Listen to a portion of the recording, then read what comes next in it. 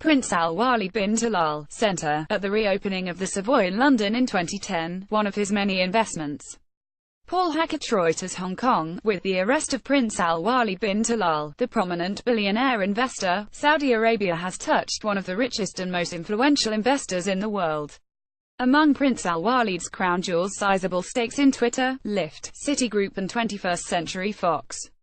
He has gone into business with some of the corporate world's biggest titans, from Bill Gates to Rupert Murdoch and Michael Bloomberg.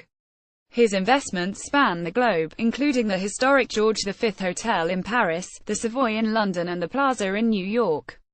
He has also invested in the Accor Hotels chain and Canary Wharf, the London business development. So vast are his investments that he has been referred to as the Warren Buffett of the Middle East. He speaks regularly about the financial world, such as his recent comments expressing skepticism over Bitcoin and other cryptocurrencies. Prince Al-Walid's arrest is likely to reverberate across dozens of companies that count the investment company that he founded, Kingdom Holding Company, as a major investor or shareholder. It could also shake investor confidence in Saudi Arabia as the kingdom tries to shed its image as an oil-dependent petro-state. The move comes just days after Saudi Arabia held a major investment conference to drum up interest in that effort. The arrest, which was part of a sweep that included at least 10 other princes as well as current and former ministers, came just hours after the creation of a new anti-corruption committee by King Salman, who gave it broad powers to freeze the assets of anyone it considers corrupt.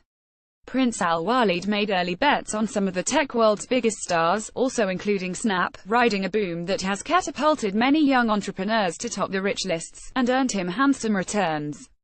Prince Al-Walid also made an early bet on JD.com, a Chinese online retailer, anticipating that country's emergence as a vast e-commerce market.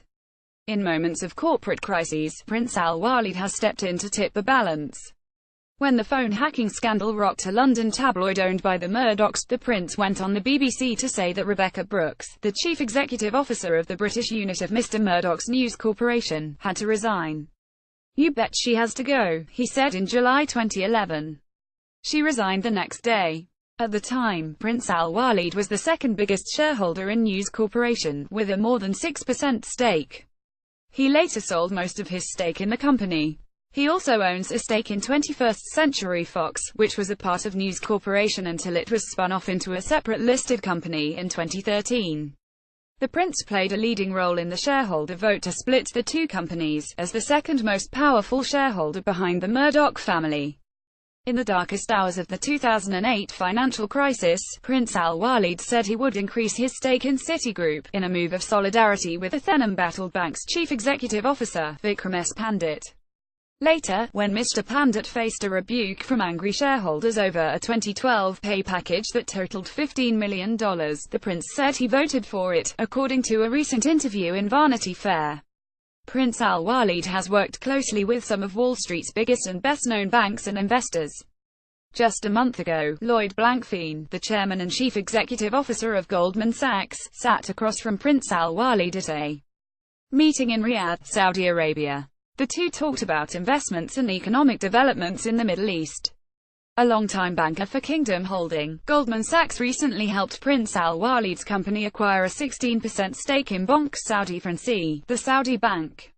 When he traveled to New York in 2016, Prince Al-Walid met with Mr. Blankfein and Mr. Bloomberg. After a meeting, Mr. Bloomberg agreed to support news programming on the Al Arab News Channel, a venture that Prince Al-Walid owns privately.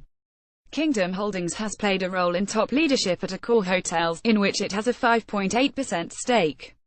A recent news release showed pictures of Prince Al-Walid laughing with former French President Nicolas Sarkozy, who was asked to join the board of the French hotel chain earlier this year. The arrest could shake confidence in Saudi Arabia as it tries to diversify its economy.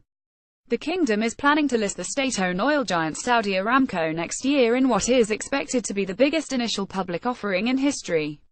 President Trump on Saturday publicly called for Saudi Arabia to list the company in the United States. Andrew Ross Sorkin contributed reporting from New York.